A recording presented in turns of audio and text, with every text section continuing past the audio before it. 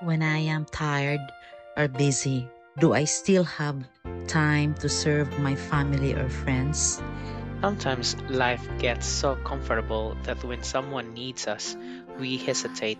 Naa pa ba ko'y panahon kanila, ilabi na kapoy na akong lawas ug hunahuna gikan sa duty. But I learned that real love shows up when it's hardest to give, and true service means choosing discomfort for the sake of someone else. Karon nga panahon sa Kwaresma, akong ialagad akong kaugalingon sa pagserbisyo kanila sa akong pamilya. And in the end, service, especially when it's inconvenient, is the greatest gift I can offer those I love. And that's what you call service.